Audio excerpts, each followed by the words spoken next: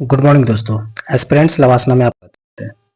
दोस्तों आज का हम लोग एक सीरीज शुरू करने जा रहे हैं घटना चक्र हिस्ट्री का, और सभी घटना चक्र को वन बाई वन एक एक घंटे 40 मिनट के सेक्शन में कम्प्लीटली करके देखेंगे और भी फास्ट रिवीजन करेंगे। फ्रेंड्स अभी हम लोग का पास बिल्कुल समय नहीं है क्योंकि बीपीएससी अभी आ रहा है, यूपीपीसीएस है, आरओ है, जो भी एग्ज़ाम है सर पे है। यहाँ तक कि आप बिहार एसएससी वगैरह को भी देख सकते हैं, इसमें काफ़ी इंपॉर्टेंट हो जाता है घटना चक्र से। इसलिए इसमें हम लोग फास्ट रिवीजन करेंगे। फास्ट रिवीजन में देखेंगे क्या करना है, सारे सेक्शन को एक एक करके उठाएंगे और इसमें हमारा ये डिटेल को देखेंगे नहीं, कहीं ज़रूरत पड़ा कुछ तो ऐसा देखेंगे, नहीं तो नहीं देखेंगे। हम लोग सिर्फ इसका एमसीक्यू करेंगे। ओके, एमसीक्यू करेंगे ताकि जल्दी से जल्दी कंप्लीट हो जाएगा। टोटल 748 पेज में सारा क्वेश्चंस है, लेकिन इसको हम एमसीक्यू करके जितना जल्दी सोचेंगे कोशिश करेंगे ख़त्म करने का। ओके, तो आज का पहला क्वेश्चन का श्री गणेश करते हैं। आज का पहला क्वेश्चन है, रॉबर्ट फ्रूट्स थे क्या थे? भूगर्भिक वैज्ञानिक, पुरातत्वविद, पुरावन वनस्पति शास्त्र या इतिहासकार। क्या क्या थे? तो ये भूगर्भिक और पुरातत्वविद दोनों थे। क्लियर। इसके बारे में देखे थे, इनसाइक्लोपीडिया ब्रिटानिका के अनुसार रॉबर्ट ब्रूस फ्रूट ब्रिटिश भूगर्भ वैज्ञानिक और पुरातत्वविद थे। जियोलॉजिकल सर्वे से संबंधित रॉबर्ट फ्रूट्स ने 1863 में भारत में पाषाणकालीन बस्तियों का अन्वेषण की शुरुआत की। अतः इस प्रश्न का उत्तर ए और बी दोनों का दोनों होगा। नेक्स्ट देखेंगे, कोपेनहेगन संग्रहालय की सामग्री से पाषाण, कांस्य और लौह युग का त्रियुगीन विभाजन मिलता है। तो ये थॉमसन ने किया। डेनमार्क के कोपेनहेगन संग्रहालय में 1818 और 1820 में एक आयोग की रिपोर्ट के अनुसार सामग्री के आधार पर पाषाण, कांस्य और लौह युग के त्रियुगीन विभाजन का क्रिश्चियन जर्गेनसन थॉमसन ने किया था। थॉमसन ने 1836 में इसी वर्गीकरण के अनुसार संग्रहालय की वस्तुओं के विवरण भी प्रकाशित किया था। उत्खनित प्रमाणों के अनुसार पशुपालन का प्रारंभ कब माना जाता है? तो पशुपालन का कार्य मध्य पाषाण काल से माना जाता है। मध्य पाषाण काल से माना जाता है। मध्य पाषाण काल के अंतिम चरण पशुपालन के साक्ष्य प्राप्त होने लगते हैं। ऐसे पशुपालन के साक्ष्य भारत में आदमगढ़ होशंगाबाद मध्य प्रदेश तथा बागौर का भीलवाड़ा राजस्थान से मिलता है। ये भी देखते हैं कि पशुपालन का मध्य पाषाण और एक साक्ष्य कहाँ से मिलता है? तो आदमगढ़ और बागौर से मिलता है। ये सब पॉइंट को देखते चलेंगे। मध्य पाषाणिक प्रसंग पशुपालन के प्रमाण जहां मिले हैं वह स्थान कहाँ है? तो आदमगढ़ अभी हम लोग देखे हैं। हाल ही में निम्नलिखित में से किस स्थल से हड्डी का उपकरण प्राप्त होता है? तो हड्डी का उपकरण एक तो महदाह से मिलता है और दूसरा सराय नाहर दोनों से मिलता है। अब ये दोनों कहाँ पे, अगर इसके बारे में देखेंगे तो महदाह उत्तर प्रदेश में स्थित है, इतना दूर तक नहीं जाएंगे। मध्य पाषाण काल में महदाह उत्तर प्रदेश के प्रतापगढ़ जिले में स्थित है। बड़ी मात्रा में हड्डी एवं सिंग से निर्मित उपकरण भी प्राप्त हुए हैं। जी आर शमी महदाह में 3 श्रेणी का उल्लेख करते हैं, जो झील क्षेत्र, बुचरखाना क्षेत्र और संकुल क्षेत्र एवं कब्रिस्तान निवास क्षेत्र में बांटा था। बुचरखाना संकुल क्षेत्र से ही हड्डी एवं सिंग निर्मित उपकरण के आभूषण बड़े पैमाने पर पाए गए। सराय नाहर राय से भी अल्प मात्रा में हड्डी उपकरण मिलता है। हड्डी से निर्मित आभूषण महाभारत में मध्य पाषाण काल के संदर्भ में प्राप्त होता है। ये कहाँ से मिलता है आपका? तो अभी जस्ट हम लोग देखें, सरायनाहर और महदाह। एक ही कब्र में 3 मानव कंकाल, काफी इंपॉर्टेंट है। एक ही कब्र में 3 मानव कंकाल की बात करते हैं तो ये दमा से मिलता है। देखिए यूपीपीसीएस 2016 का क्वेश्चन है। ये सब जो भी क्वेश्चन है काफी इंपॉर्टेंट है। खदानों की कृषि सर्वप्रथम प्रारंभ हुई। खदानों की कृषि सर्वप्रथम तो नवपाषाण से प्राप्त होता है। भारत में मानव का सर्वप्रथम साक्ष्य कहाँ से मिलता है? तो नर्मदा घाटी से मिलता है। आगे देखेंगे नर्मदा घाटी, इसमें और एक कुछ देख लेते हैं क्या है। तो भारत में मानव सर्वप्रथम साक्ष्य मध्य प्रदेश पश्चिम नर्मदा स्थित हथनौरा होशंगाबाद नामक पुरास्थल से प्राप्त होता है। इसकी खोज पुरातत्वविद अरुण सोलकिया 5 सितंबर 1982 में किया। कभी कभी क्या होता है, उसका खोजकर्ता के बारे में भी पूछ देता है और जगह के बाद तो पूछता ही पूछता है। तो हथनोरा होशंगाबाद, खोजकर्ता अरुण सोनकिया। प्रथम मानव जीवाश्म भारत के किस नदी घाटी में मिला है, तो ये नर्मदा घाटी में मिला है। मानव द्वारा सर्वप्रथम प्रयुक्त अनाज की बात करेंगे तो जौ सर्वप्रथम किया है। लेकिन एक बात इसमें और ध्यान रखेंगे कि आधुनिक मानव समाज द्वारा मुख्य रूप से 8 खाद्यान्न का उपयोग किया जाता है, जैसे कि जौ, गेहूं, चावल, मक्का, बाजरा, सोरगम, राई, जई। ये अनाजों का विभिन्न जंगली घासों के रूप में विद्यमान थे। आगे नहीं देखेंगे, इतना ज़्यादा नहीं जाना है अंदर में। भारतीय उपमहाद्वीप में कृषि के प्राचीनतम साक्ष्य की बात करते हैं तो ये आपका लोहरा द्वीप से मिलता है। इसके बारे में जरूर देखेंगे डीप, क्योंकि काफी इंपॉर्टेंट हो जाता है। नवीनतम खोजों के आधार पर भारतीय उपमहाद्वीप में प्राचीनतम कृषि साक्ष्य वाला स्थल उत्तर प्रदेश के संत कबीर नगर में स्थित है लोहरा द्वीप। ये भी कभी कभी पूछता है कि लोहरा द्वीप कहाँ है, तो यूपी के संत कबीर नगर में। 9000 ईसा पूर्व से 7000 ईसा पूर्व तक के बीच चावल के साक्ष्य प्राप्त होता है। उल्लेखनीय है कि इस नवीनतम खोज के पूर्व भारतीय उपमहाद्वीप का प्राचीनतम कृषि साक्ष्य वाला स्थल मेहरगढ़, पाकिस्तान, बलूचिस्तान में स्थित है। यहाँ 7000 ईसा पूर्व के गेहूं का साक्ष्य भी मिला है, जबकि प्राचीनतम चावल के साक्ष्य वाला स्थल कोल्डिहवा, इलाहाबाद जिले के बेलन नदी के तट पर स्थित है। यहाँ 6500 ईसा पूर्व के चावल के भूसी भी मिलता है। माना जाता है कि उपयुक्त संदर्भों में यदि विकल्प में लोहरा देव आता है तो उपयुक्त विकल्प वही होगा, परंतु लोहरा देव विकल्प में न होने की स्थिति में इसका उत्तर भी उसी पूर्व के भांति होगा। क्लियर। लोहरा देव का टाइम क्या है, 9000 से 7000। मेहरगढ़ का टाइम क्या है, 7000। और कोल्हिवा का टाइम है क्या, तो 65,000, 6500 का, 6500 के आसपास। तो ये ध्यान रखना है, 6500, 7000 और 9 से 7000। लोहरा देव नहीं रहा तभी मेहरगढ़ करना है, नहीं तो जो है वैसा ही चलेगा। भारतीय उपमहाद्वीप में कृषि के प्राचीनतम साक्ष्य मेहरगढ़। भारतीय उपमहाद्वीप में कृषि प्राचीनतम साक्ष्य सेम मेहरगढ़। नवपाषाण युग में भारतीय उपमहाद्वीप के उत्तर पश्चिम क्षेत्र में निम्नलिखित में से किस स्थान पर कृषि अभ्युदय का प्रारंभिक बात करता है। सेम क्वेश्चन है, कोई बात नहीं है, मल्टीपल टाइम रिवीजन हो रहा है, ये बहुत बड़ी बात है। भारत में पशुपालन एवं कृषि प्राचीनतम। भारत में पशुपालन का साक्ष्य की बात कर रहा है तो ये दम्भ शताब्द से क्या है, सॉरी दम्भ शताब्द कर रहा है, मेहरगढ़ से। उस स्थल का नाम बताइए जहां से प्राचीनतम अस्थायी जीवन प्रमाण मिलता है, तो मेहरगढ़। क्यों मिलता है, क्योंकि यहाँ कृषि का साक्ष्य मिला है। जहाँ कृषि होगा तो ऑब्वियस है कि वहां पे जीवन अस्थायी होगा। निम्नलिखित में से किन स्थानों से मध्य पाषाण काल में पशुपालन के प्रमाण मिलता है, तो ये बागौर से मिलता है।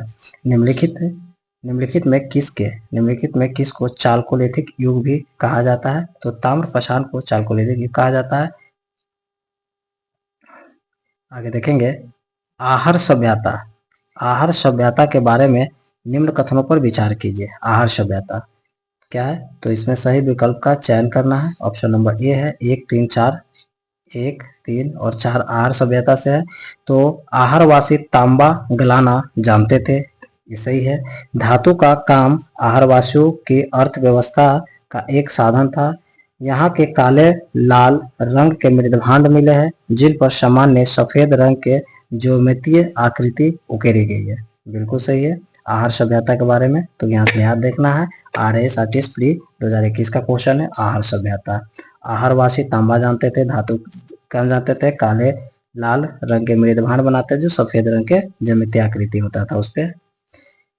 निम्न में से किस पुरास्थल संस्कृति को लेकर हड़प्पा सभ्यता तक के सांस्कृतिक अवशेष प्राप्त हुआ है, कहाँ पे, तो मेहरगढ़। बलूचिस्तान पाकिस्तान के स्थित पुरास्थल मेहरगढ़ से पाषाण संस्कृति से लेकर हड़प्पा सभ्यता तक के सांस्कृतिक अवशेष की बात प्राप्ति होता है। नवदा टोली उत्खनन किसने किया, तो HD सांकालिया ने किया। नवदा टोली का 1600 से 1300 के मध्य निर्धारित की गई इसकी बात तिथि को। नवदा टोली के बारे में देखते हैं कि उत्खनन दक्कन कॉलेज पूना के प्रोफेसर HD सांकालिया ने कराया था। इस महाद्वीप का सबसे विस्तृत उत्खनित ताम्र पाषाणिक ग्राम स्थल है जिसकी स्थिति 1600 से 1300 माना जाता है। आगे देखेंगे नवदा टोली किस राज्य में है, तो नवदा टोली मध्य प्रदेश में है। बृहत पाषाण स्मारकों की पहचान की गई, कहाँ से की गई, तो ये आपका मृतकों को दफनाने, क्या बृहत पाषाण स्मारकों की पहचान की बात करेंगे तो मृतकों को दफनाने के स्थान के रूप में इसको पहचान किया गया। नवपाषाण युगीन दक्षिण भारत में शवों को विभिन्न प्रकार के समाधियों में दफनाने की परंपरा विद्यमान थी। इस समाधियों को जो विशाल पाषाण खंड से निर्मित बृहत पाषाण या मेगाथी के नाम से जाना जाता था। विभिन्न प्रकार के जैसे कि शिष्ट समाधि, pit circle, cairn circle, dolmen, umbrella stone, hood stone, कंदराय, मेहिर, ये सारे के सारे विभिन्न प्रकार के थे। राख का टीला निम्नलिखित नवपाषाण स्थल थे। राख का टीला क्या है, संगलकुल। क्या राख का टीला निम्नलिखित किस पाषाणिक स्थल से संबंधित है, संगनकल्लू। कर्नाटक के में मैसूर के पास वेल्लारी जनपद में स्थित संगलकन्नूर नामक नवपाषाण कालीन स्थित है। राख के टीले यहीं से प्राप्त हुआ है। भीमबेटका किसके लिए प्रसिद्ध है, तो भीमबेटका गुफाओं में शैल चित्र से के लिए प्रसिद्ध है। हाँ चलिए ठीक है, अब इस भीमबेटका के बारे में थोड़ा जान लीजिए। तो मध्य प्रदेश के रायसेन जिले में स्थित भीमबेटका प्राग ऐतिहासिक शैल चित्रकला का श्रेष्ठ उदाहरण है। इन गुफाओं में जीवन के विविध रंगों को पेंटिंग के रूप में उकेरा गया है, जिसमें हाथी, सांबर, हिरण आदि के चित्र है। अब तक 700 शरण स्थलियों की पहचान की जा चुकी है, जिसमें 133 में चित्र पाए गए हैं। निम्न में से कौन सा स्थल प्राग ऐतिहासिक चित्रकला के लिए प्रसिद्ध है, तो भीमबेटका। भीमबेटका गुफाएं कहाँ पे है, तो अब्दुल्लागंज, रायसेना, एमपी। भारत में किस शिलाश्रय से सर्वाधिक चित्र प्राप्त हुआ है, तो भीमबेटका से हुआ है। निम्नलिखित में किस भारतीय पुरातत्व ने पहली बार भीमबेटका गुफा को देखा और शैल चित्र के प्राग ऐतिहासिक महत्व को खोजा, कौन देखा, तो BS वांकर। मध्य प्रदेश के रायसेन जिले में भीमबेटका प्रागैतिक शैल चित्रकला के श्रेष्ठ उदाहरण है। इसकी खोज 1957 कब किया है, 1957 में खोजा गया है। BS वांकर ने की थी। यूनेस्को ने भीमबेटका शैल चित्र को विश्व विरासत सूची में सम्मिलित भी किया है। भीमबेटका को किसने खोजा, तभी जस्ट हम लोग देखा, VS यानी विष्णुधर वांकर। गौरिक मृदभांड पात्र का नामकरण हुआ था, तो हस्तिनापुर से। गौरिक मृदभांड पार्क का OCP नामकरण हस्तिनापुर से हुआ है, बिल्कुल सही है।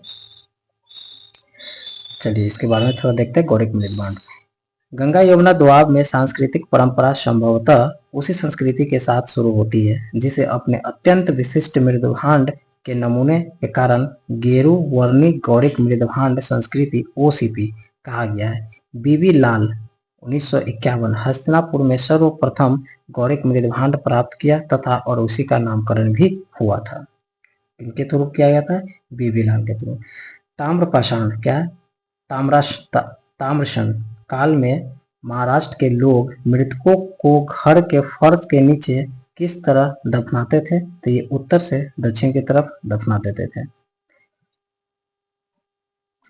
इसमें कुछ एक्स्ट्रा यूनिक है, देखते हैं। महाराष्ट्र में ताम्रपाषाण कालीन संस्कृति जोरवे संस्कृति के निवास दैमाबाद, कोठे चंदोली, इनाम गांव आदि पुरास्थलों से घरों में मृतकों के अवस्थित कलश में रखकर उत्तर से दक्षिण स्थित में घरों के फर्श में नीचे दफनाए जाने के साक्ष्य मिलता है।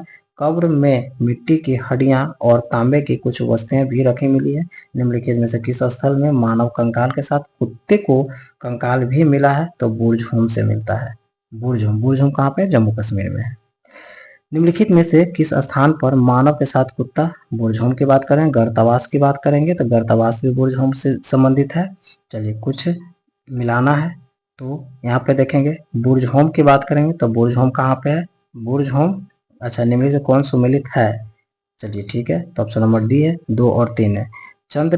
चंद्रकेतुगढ़ टेराकोटा, चंद्रकेतु टेराकोटा, गणेश्वर ताम्र कलाकृति, बुर्जहोम शैलकृति, बुर्ज होम गर्त आवास की बात करता है, शैलकृति देव मंदिर की बात नहीं कर रहा है। चलिए ठीक है। बुर्ज होम नौपाषाणिक स्थल बुरादन केंद्र से अवस्थित है। पुरातत्व खोज 1935 में डी टेरा एवं पीटरसन ने किया था। गर्त आवास साक्ष्य के प्राप्त हुआ है, बिल्कुल सही।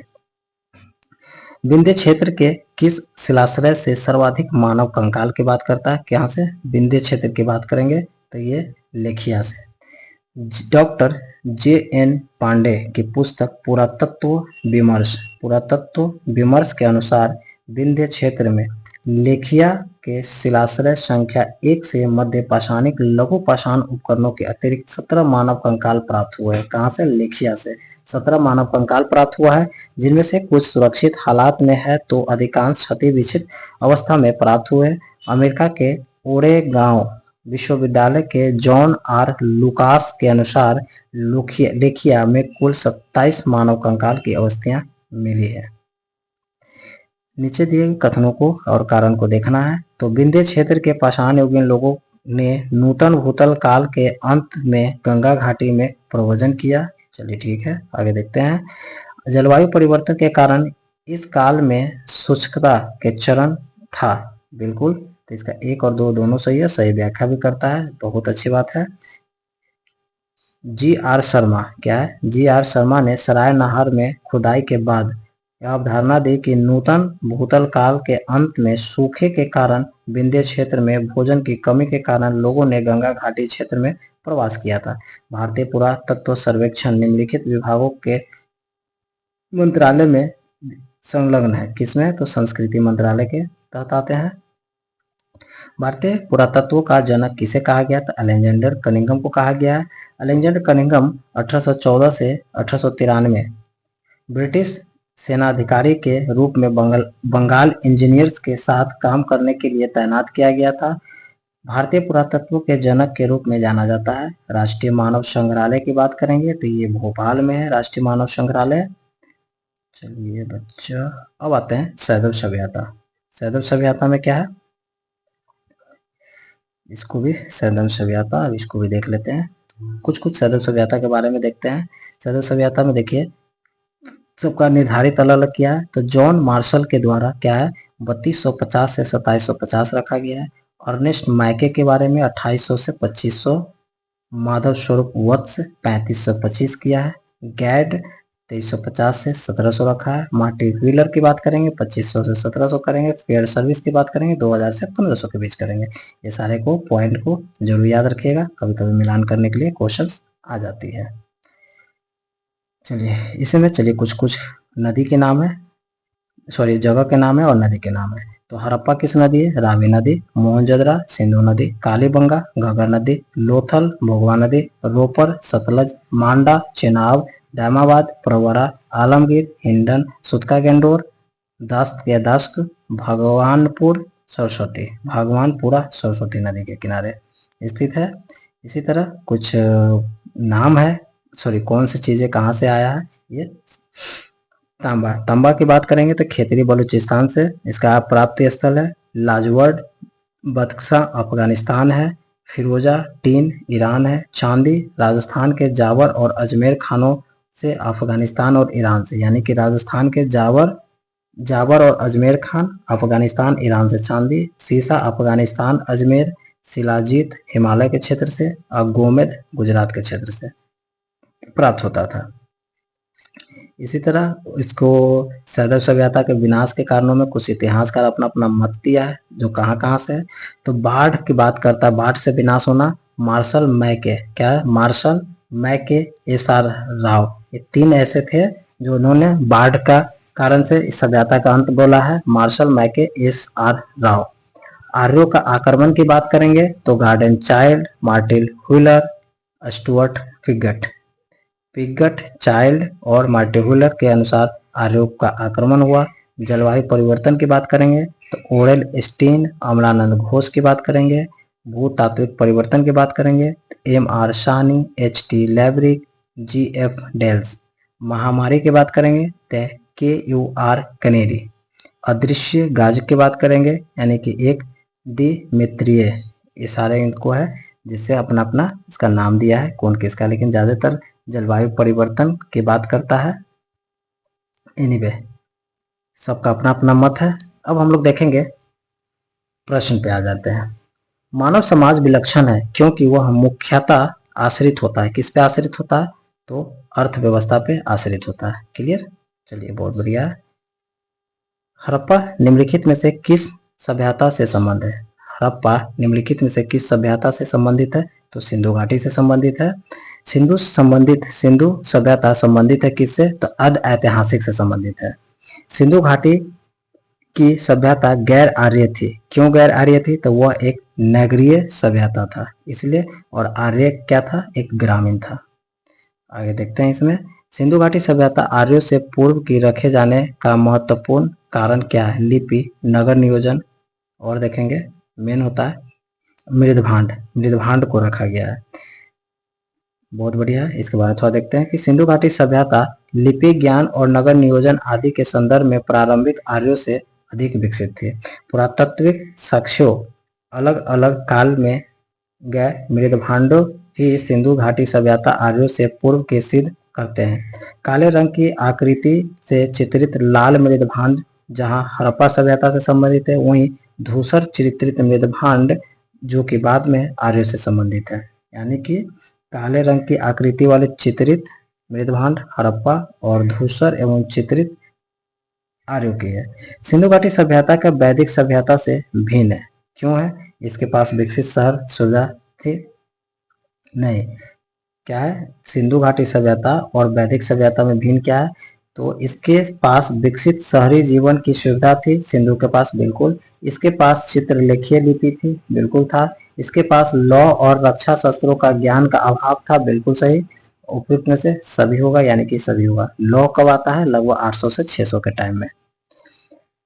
हड़प्पा संस्कृति की जानकारी प्रमुख स्रोत है। कौन सा स्रोत है? तो पुरातात्विक खुदाई ही एक मात्र स्रोत है। निम्नलिखित में से कौन सी सिंधु घाटी की सभ्यता पर प्रकाश डालता है? कौन डालता है? तो धार्मिक नहीं, पुरातात्विक संबंधी खुदाई डालता है। निम्नलिखित सिंधु घाटी के निवासियों की सभ्यता को जानने का मूल स्रोत क्या है? मूल स्रोत मोहरे है, बर्तन जेवर हथियार है, और क्या है? मंदिर है, लिपि है। तो सिंपल सी बात है, मोहरे जानने के मूल स्रोत है। अब आते हैं हड़प्पा सभ्यता। हड़प्पा सभ्यता की उत्पत्ति के संदर्भ में निम्नलिखित कथनों में से कौन सा जोड़ा सही नहीं है? कौन सा जोड़ा सही नहीं है? तो रफीक मुदगल सही नहीं है। हड़प्पा सभ्यता ने मेसोपोटामिया सभ्यता से प्रेरणा ली, जो नहीं है। लेकिन E.J. मैके सुमेर से लोगों का पलायन सही है। मार्टी व्हीलर पश्चिमी एशिया की सभ्यता के विचार प्रवचन है। अमलानंद घोष हड़प्पा सभ्यता का उद्भव पूर्व हड़प्पा सभ्यता के परिपक्वता के परिणाम स्वरूप हुआ है, बिल्कुल सही। अब देखेंगे, हड़प्पा सभ्यता ने मेसोपोटामिया सभ्यता से प्रेरणा ली, इसके बारे में कौन सा लिखा है? तो हड़प्पा सभ्यता की उत्पत्ति में अनेक विद्वानों ने अलग अलग प्रस्तुत किया। मैके का मानना है कि हड़प्पा सभ्यता की उत्पत्ति सुमेर में से, अच्छा मैके का मानना है, लेकिन यहाँ पे क्या है? रफी मुदगल है, इसीलिए गलत हो गया। आगे देखते हैं, हड़प्पा सूची को मिलाना। हड़प्पा क्या है? दयाराम साहनी, यही है ना, बिल्कुल सही। चलिए यहाँ पे देख लेते हैं, हड़प्पा दयाराम साहनी का है, और हस्तिनापुर बीबीलाल का है, तक्षशिला जॉन मार्शल का है, कौशाम्बी NG मजुमदार का है। क्लियर है? ये 1923-24 से 24-25 के बीच में कहीं मिलता है। हस्तिनापुर आपका बीबीलाल 1950-52 में है, तक्षशिला जॉन मार्शल 1913-14 में है, कौशाम्बी NG मजुमदार 1936-37 में है। भारत में चांदी की उपलब्धता के प्राचीनतम साक्ष्य मिला है कहाँ? तो हड़प्पा से ही मिलता है। हड़प्पा में मिट्टी के बर्तनों का सामान्यतः किस रंग का उपयोग किया गया है? तो ये लाल रंग की बात किया है मिट्टी का। चलिए आगे देखते हैं, मूर्ति पूजा आरंभ कब से माना जाता है? तो पूर्व आर्य, प्री आर्य की बात करता है मूर्ति पूजा का। मूर्ति पूजा का आरंभ पूर्व आर्य से माना जाता है। सैंधव सभ्यता मूर्ति पूजा में प्रचलित थी। इसके उदाहरण अनेक सैंधव पुरास्थलों में मातृ देवी, मृण मूर्ति तथा मोहरों का भी प्रतीक देखने को मिलता है। निम्नलिखित पशुओं में से किस एक का हड़प्पा संस्कृति में पाई मोहरों और टेराकोटा कलाकृति में निरूपित नहीं हुई है? गाय, गैंडा, हाथी, बाघ। तो गाय का नहीं हुआ है, बिल्कुल सही है। हड़प्पा संस्कृति के मोड़ में टेराकोटा कलाकृति में गाय चित्र, क्या है, गाय का चित्र नहीं मिलता है, जबकि हाथी, गैंडा, बाघ, हिरन, भेड़ा आदि का आंकलन मिलता है। गाय को महत्व वैदिक काल में प्राप्त हुआ है। निम्नलिखित में से कौन सा एक हड़प्पा स्थल नहीं है? चनुद्रो, सोहगरा, कोटदीजी, देसलपुर। तो कौन होगा? सोहगरा। सोहगरा नहीं है। सोहगरा उत्तर प्रदेश के गोरखपुर में राप्ती नदी के किनारे स्थित है, एक गांव है। यहाँ से मौर्यकालीन ताम्र अभिलेख मिला है। मौर्यकालीन, सोहगौरा से क्या मिला है? मौर्यकालीन ताम्र अभिलेख मिलता है, जिसमें यहाँ अन्नागार होने का विवरण भी मिलता है। चनहोदरो में कोटदीजी और देसलपुर में तीनों हड़प्पा सभ्यता से जुड़े नगर थे। चनहोदरो और कोटदीजी वर्तमान पाकिस्तान सिंध प्रांत में, देसलपुर गुजरात राज्य में कच्छ में स्थित है। सूची को मिलाना है। लोथल, कालीबंगा, चलिए लोथल, कालीबंगा और क्या क्या है? धौलावीरा और बनावली। अब यहाँ देख लेते हैं, इसको मिला लेते हैं इसमें। यहीं पे प्रश्नगत हड़प्पा सभ्यता के खंबात की खाड़ी के निकट स्थित है। लोथल से गोदीबारा का साक्ष्य मिलता है। लोथल से गोदीबारा का साक्ष्य मिलता है। राजस्थान के हनुमानगढ़ जिले में घगर नदी किनारे कालीबंगा से जुटे हुए खेत का बात करता है। गुजरात के धौलावीरा हड़प्पा लिपि के बड़े आकार के 10 चिन्हों का बड़ा शिलालेख मिला है। हरियाणा के फतेहपुर जिले में स्थित बनावली पकी मिट्टी से बनी एक हल प्राकृति मिलता है। बनावली में पकी मिट्टी के हल बात करता है, सही बात है। धौलावीरा से हड़प्पा लिपि के बड़े आकार के 10 चिन्हों मिलता है। लोथल से गोदीबारा के साक्ष्य मिलता है। और हनुमानगढ़ी या राजस्थान के हनुमानगढ़ी से घग्गर नदी के किनारे स्थित कालीबंगा की बात करता है। एक जुते हुए खेत की खोज की गई कालीबंगा में। जुते हुए खेत की खोज कहाँ किया? कालीबंगा में।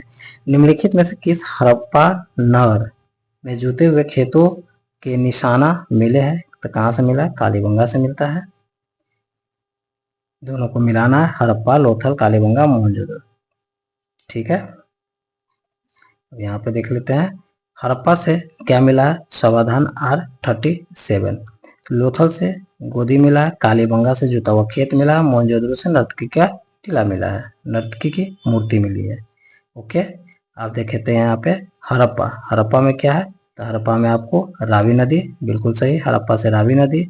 हस्तिनापुर की बात करेंगे, तो गंगा नदी की बात करेंगे। नागार्जुन कोंडा की बात करेंगे, तो कृष्णा नदी की बात करें। पैठन गोदावरी की बात करते हैं। ठीक है, यहाँ पे देख सकते हैं हड़प्पा, रावी, हस्तिनापुर, गंगा, नागार्जुन, कोंडा, कृष्णा तथा पैठन गोदावरी नदी से संबंधित है। फिर आपको सूची को मिलाना है, कौन किससे मिलना है इसके बारे में। चलिए ठीक है, आगे देख लेते हैं। हड़प्पा रावी है, कालीबंगा घग्गर है, लोथल गोगवा है, रोपर सतलज नदी से है। हड़प्पा किस नदी पे है? तो हड़प्पा आपका रावी नदी पे स्थित है। सैदव सभ्यता का महान स्नानागार कहाँ से प्राप्त हुआ है? तो मोहनजोदड़ो से मिला है। देखते हैं, सैदव सभ्यता का महान स्नानागार के साक्ष्य मोहनजोदड़ो से प्राप्त होता है। इसकी लंबाई उत्तर से दक्षिण की बात करेंगे, तो 15 मीटर की बात है। चौड़ाई की बात करेंगे, यानी कि चौड़ाई पूरब से पश्चिम की बात करेंगे तो 33 मीटर है। यानी कि ये हो गया आपका 55 और ये हो गया 33। क्लियर। विशाल स्नानघर किस पुरा स्थल से मिलता है? मोहनजोदड़ो से मिलता है। सिंधु सभ्यता के बारे में निम्न में से कौन सा कथन असत्य है? तो नगरों में नालियों की सुदृढ़ व्यवस्था सिंधु में था, बिल्कुल था। व्यापार और वाणिज्य उन्नत दशा में थे, बिल्कुल थी। मातृ देवी की उपासना की जाती थी, बिल्कुल की जाती है। लोग लोहे से परिचित था, बिल्कुल नहीं। ये लोहे की बात करता है लगभग 600 से 800 ईसा पूर्व की बात करता है, तो ये गलत हो गया। सिंधु घाटी सभ्यता जानी जाती है, किससे जानी जाती है सिंधु घाटी सभ्यता? तो अपने नगर नियोजन के लिए, बिल्कुल सही है। मोहनजोदड़ो और हड़प्पा के लिए बिल्कुल सही है। अपने कृषि संबंधी कार्यों के लिए बिल्कुल सही है। अपने उद्योगों के लिए ये भी सही है, यानी कि इसमें जगह उपरोक्त में से सभी होगा। निम्नलिखित में से सुमेलित कौन नहीं है? आलमगीर कहाँ पे है आपका? आलमगीर उत्तर में, बिल्कुल सही। लोथल गुजरात में, ठीक है। कालीबंगा कालीबंगा राजस्थान में है, हरियाणा में नहीं है। रोपर पंजाब में है, बिल्कुल है। कालीबंगा राजस्थान के हनुमानगढ़ जिले में स्थित है। इसकी खोज 1951 में अलमानंद घोष द्वारा। अन्य 3 विकल्प सही सुमेलित है। आगे देखेंगे, दोनों को मिलाना है। कालीबंगा, लोथल, आलमगीर, उल्लास क्या है? संबंधित केंद्र उत्तर प्रदेश क्या है? उत्तर प्रदेश में स्थित है। अधीय कुछ को सही उत्तर चयन करना। अच्छा, उत्तर प्रदेश। डी में क्या है उत्तर में? लोथल में। 3 और 4 दोनों। आलमगीर और हुलास आपका यूपी में है। ओके,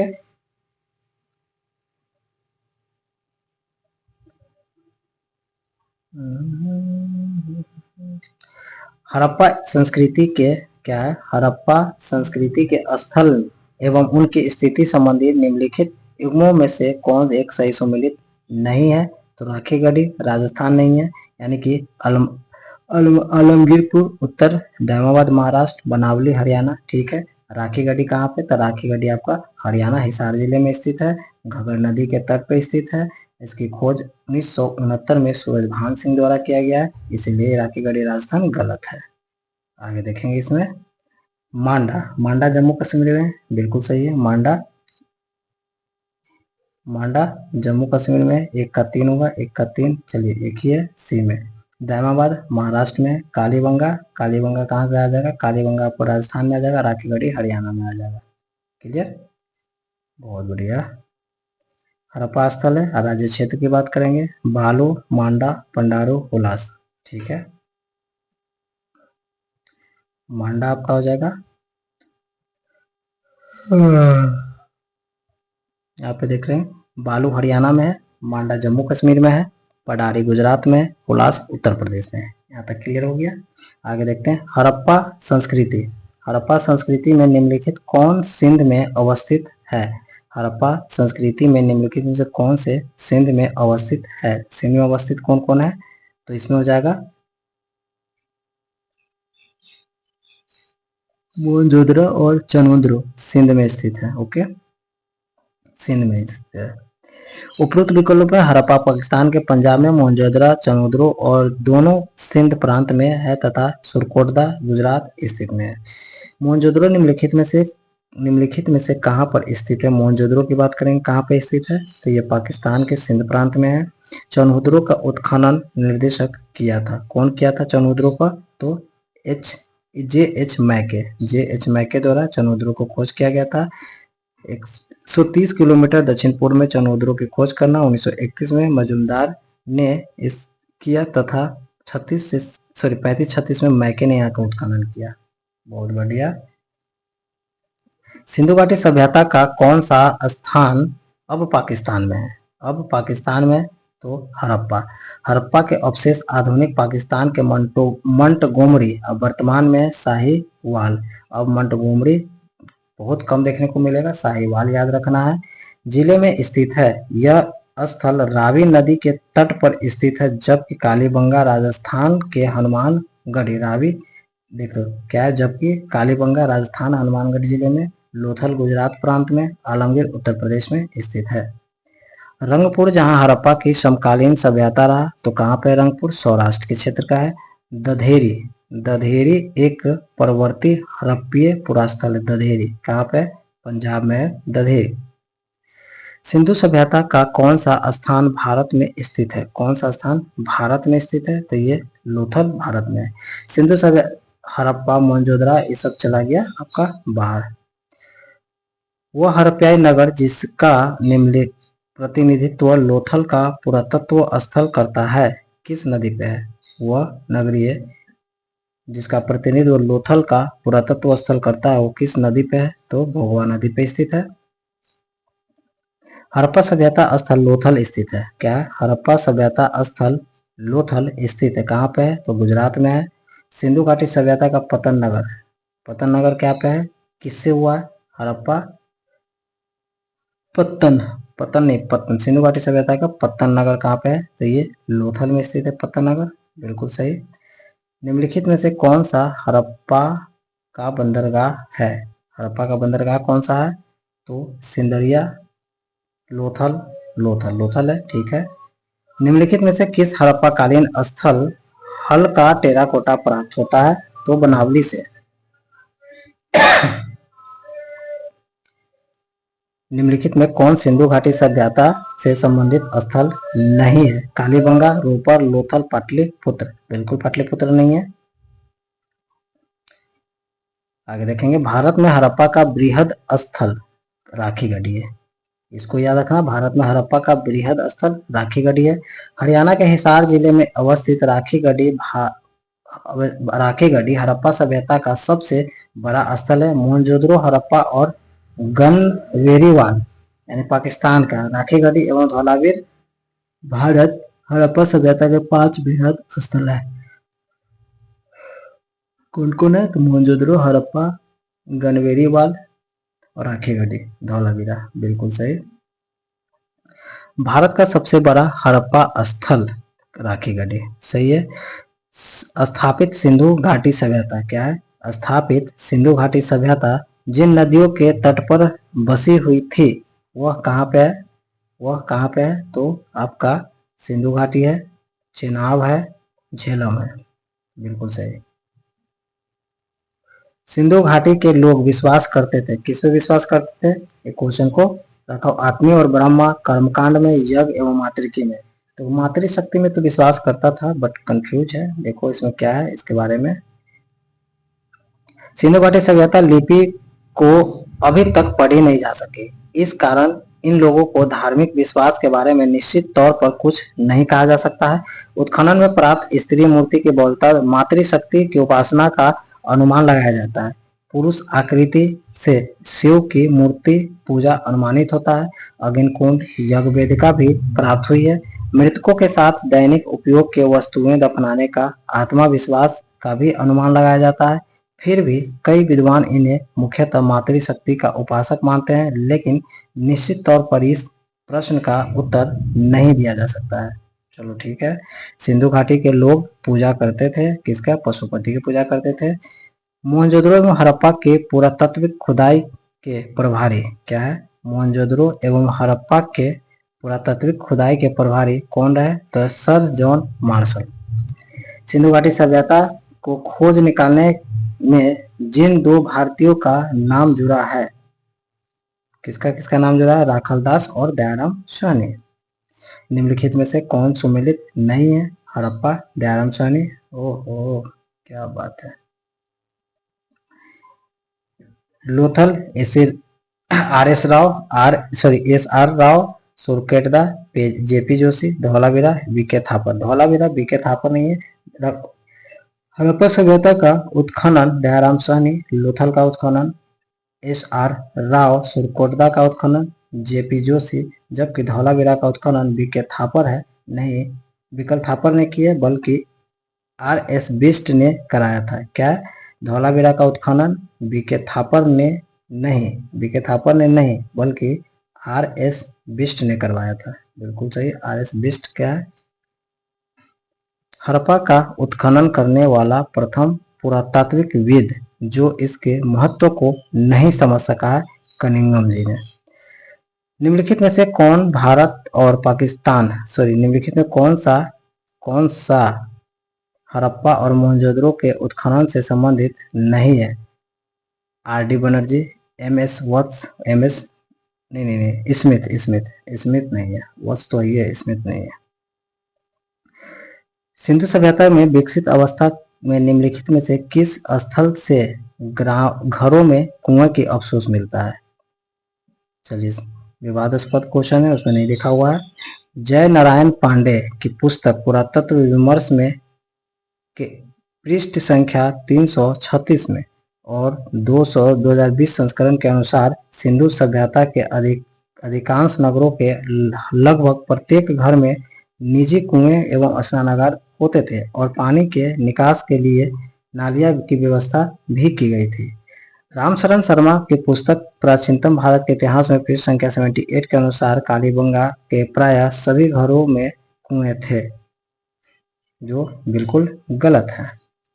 भारत में निम्नलिखित में आने वाले कार्यक्रम के अनुसार कौन कौन है? तो सोने के सिक्के, आहत मुद्रा, चांदी के सिक्के, लोहे का और नागर शैली का। तो इसमें सबसे पहले हो जाएगा आपका नागर शैली, ठीक है। उसके बाद हो जाएगा आपका लोहे का, फिर आहत का, फिर सोने का। सर्वप्रथम मानव ने निम्न धातु का उपयोग किया। कौन से धातु? तांबा ने। हाथी दांत का पैमाना हड़प्पीय संदर्भ में मिला। हाथी दांत का पैमाना हड़प्पीय संबंध में मिलता है। कब मिलता है? हाथी का लोथल से। लोथल से हाथी का मिलता है। ओके।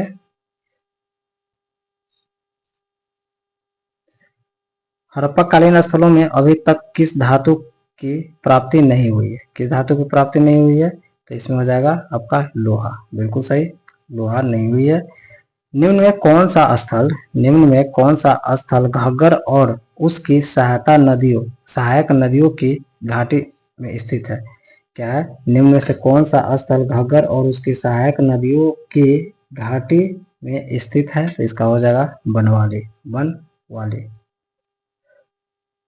निम्नलिखित कथनों पर विचार कीजिए एवं नीचे दिए गए कोट से सही उत्तर चुनिए। यहाँ तक ठीक है।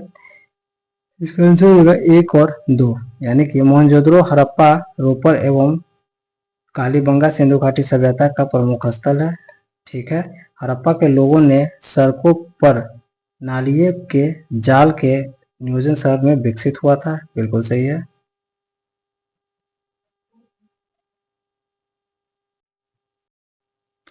नेक्स्ट क्वेश्चन को देखेंगे।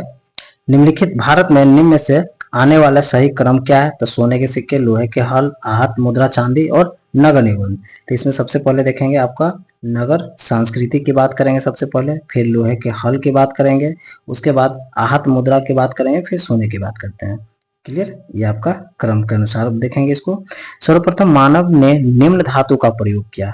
तो हम सब जानते हैं तांबा को प्रयोग किया। हाथी दांत का पैमाना हड़प्पीय संदर्भ में मिलता है। कहाँ से मिलता है? तो लोथल से मिलता है हाथी दांत का पैमाना। हड़प्पा कालीन स्थलों में अभी तक किस धातु की प्राप्ति नहीं हुई है? तो लोहा की नहीं हुई है। तांबा, लोहा, चांदी सभी का हो गया है, लोहा का नहीं हुआ है।